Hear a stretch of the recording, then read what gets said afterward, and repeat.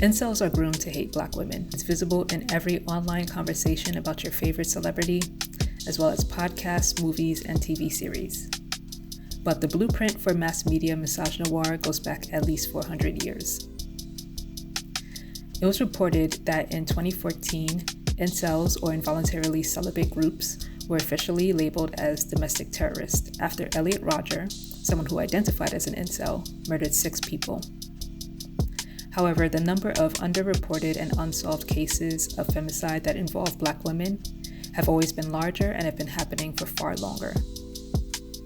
The roots of incel propaganda go back to the incel godfather, Joseph Sweatman. You see his presence in Jordan Peterson's lectures on enforced monogamy. One of the things that you talked about with incels, the cures for this is enforced monogamy. Yeah, because Right.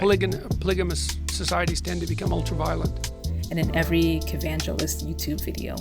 Sweatman's 17th century pamphlet, The Arraignment of Lewd, Idle, Froward, and Unconstant Women, was the first vengeful manifesto written by a man in response to sexual or marital rejection.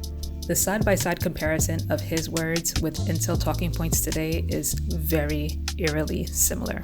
His work came to fruition as the publication of early feminist writing became more popular.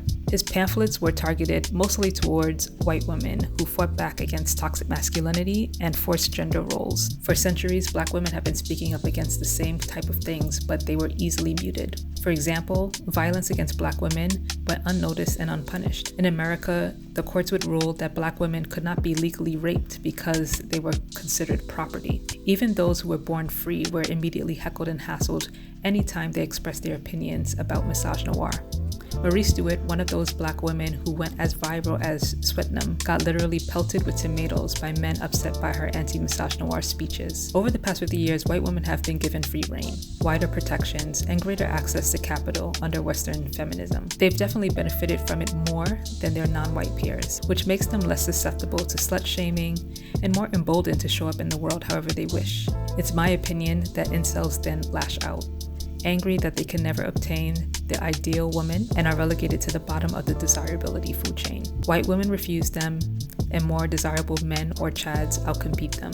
And so all that's left for them are Black women. Unfortunately, they make us pay for it. On top of that, Black men are also opting into white supremacy. It's not unknown for them to adopt tenets of incel culture or white supremacy and patriarchy in order to gain a leg up over Black women. It has been and is already happening. Hollywood and social media companies amplify incel-friendly tropes and hate speech to an egregious degree. Tyler Perry movies make huge profits at the box office by depicting angry Black women as miserable for settling for the Tyrones, who are the Black equivalent of a Chad, instead of truck drivers. You don't know anything about me. Just another bitter Black woman, huh?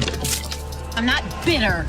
I'm mad as hell. Kevin Samuel's YouTube channel blew up to have over 1 million subscribers after he went viral calling a Black woman average at best and claiming that her high standards would leave her to die alone. Black women like Michaela Cole are using their proximity to large studios to put a spotlight on the harm that incels are placing Black women in. For example, one of her episodes of her HBO series I May Destroy You about negging and stealthing is one of the ways that Black women creatives are calling out incels in the media. Fewer and fewer Black women are being employed in the creative and news industries, according to the Bureau of Labor Statistics. Only 11% of books published in 2018 were written by non-white authors, and 6.7% of authors in 2022 were Black. We have a vital role to play as audience members in holding these industries accountable for the harmful narratives that they spread about Black women. By supporting Black women creatives through Patreon, likes and subscribes on their channels, and publicity via social media, this would be an easy way and an essential way to skew algorithms and distribution deals in their favor. Let's use collective action, which has always been Black women's superpower, to protect ourselves from being erased in a red-pilled society.